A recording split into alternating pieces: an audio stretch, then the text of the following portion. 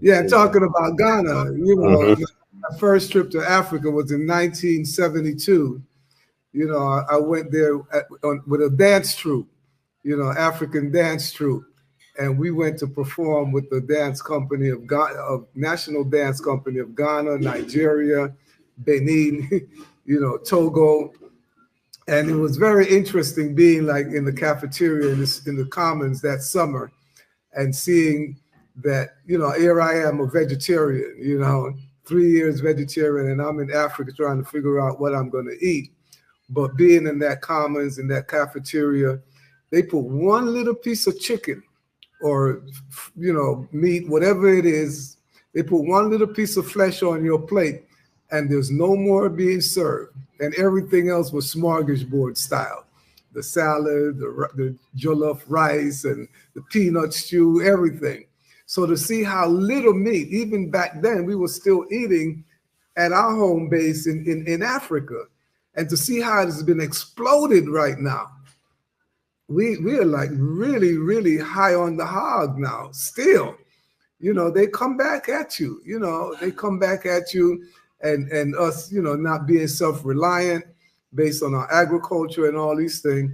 But it was such a powerful move for me going to Africa back then, and also I was able to attend Kwame Nkrumah's funeral. You know, one of my big heroes of, you know, the Pan African movement, and and to see, you know. So anyway, I've made quite a few trips to Africa and Ghana in particular over the years, and looking forward, man, you know. But, you know, we're holding down this part of Africa here, Panama. You know, we got to hold this down. We got to keep Harlem down. We can't be giving up these lands that we have toiled for and literally conquered, you know. And so yeah, we got our little slice of Africa here in Panama. I'm in the Portobello World Heritage Park. It's a UN protected area. It's a rainforest that feeds the canal. So this is maroon land.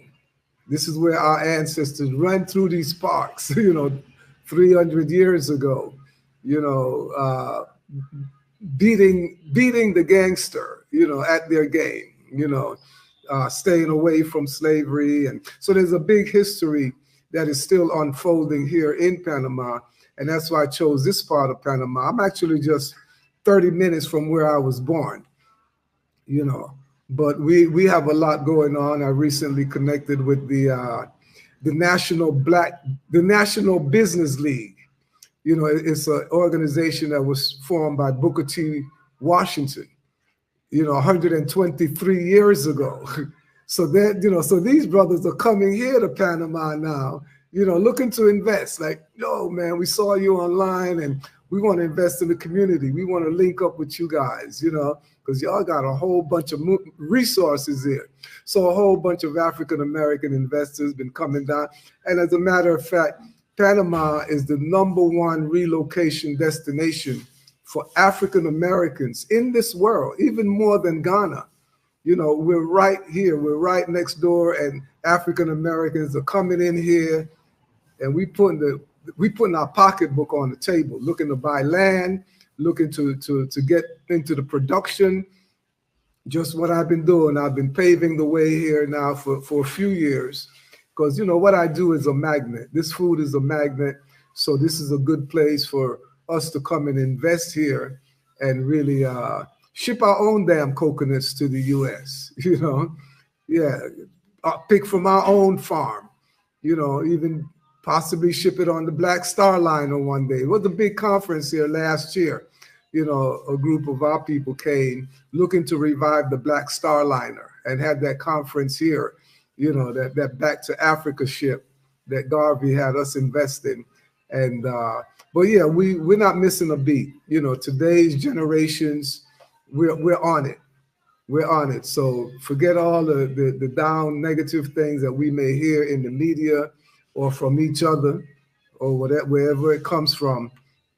We're on the move. We're about reclaiming our rightful place in the world, not just here in Panama, in New York, Africa, the whole world. You know, we taught these people what they know today, and it's time for us to, you know, step up and rule again, you know. Indeed, indeed. Now, I wanted to ask you, Sunfire Foods, do y'all offer like courses or consultations or even tours for the people that, may want to, find out more about what you got going on down there? Yeah, we offer courses. You know, Sunfired Foods, it's a cuisine. I invented a whole cuisine, a whole world-class cuisine. Sunfired Foods basically is foods that are cooked by the sun, plant foods. You know, the point of Sunfired Foods is the sun is the chef. The only chef on this planet cooks for us all. The god Ra, R-A, Ra, ancient Kemetic language, the sun god. And you see that sun right now. It's right here in my neighborhood, 12 hours, cooking my mangoes. So I'm enjoying right now this mango juice, fresh mango just off my trees, fresh mango blended with coconut water and nothing else, you know, straight, direct, you know, from the land. I know where this was grown. I know there's no chemical in it or anything like that. So yeah, it's a big revolution. But being able to do this in this day and time, having food security, you know, we're sitting on a 700-acre farm, a permaculture fruit farm. You know, we have all kinds of stuff going on here. So yeah, we do offer retreats. We offer training programs. We have a lot coming up. You can go to our website, sunfired.com. That's sunfired.com. And you'll see what we have coming up. Huge things coming up. And my book is about to drop. You know, it's coming in the fall, you know, The God of Food. That's the title. Look out for it.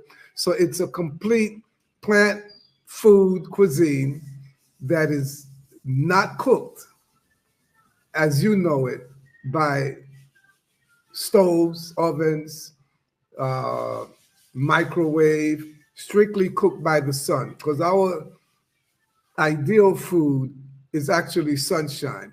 So we want to eat those sun drops, those drops of grapes, those drops of strawberries and cherries. These are sun drops. So we don't cook the life out of the food. We don't cook the sun out of the food.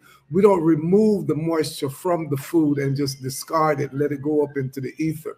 We want to extract that sunshine, you know, with its oxygen and the living water to support our life, you know, and do a direct, efficient transfer of the solar energy from the food to our body. Need I say more? You know what I'm talking about, family. Let's stop chasing down death. You know, there's no way you're going to get life from anything that's dead. And once you cook food, you destroy the entire life in it, and you alter the structure of it that the body doesn't really know what to do with it. Hence, disease. At 77, I'm disease-free, 20/20 vision, climbing coconut trees and everything, and I am not sick. This is the plan. Claim your inheritance.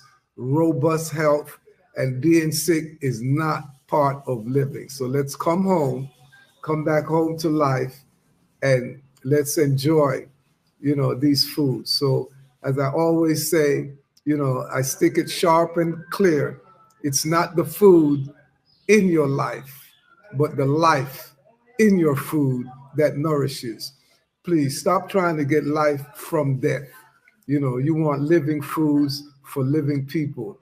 So here at the center, we can certify you to be a Sunfire chef. We're on a mission to produce 10 million Sunfire chefs for the planet, you know, and we're on target. It's coming. It's coming. I have trained thousands already directly, and these thousands, they're training others. So that scale up factor is on, you know, and we've had quite a few solid people that have come from your way, from the Hollywood side of town. You know, it's my girl Tiffany Haddish, you know, Ferg, yes, ASAP Ferg. We got a long list, so we're not going to really try to go through the list there. But come on home, family. It's about your life. You know, let's get a life. You know, we were born to live this life on this level. where we are never going to be worried about being sick anymore.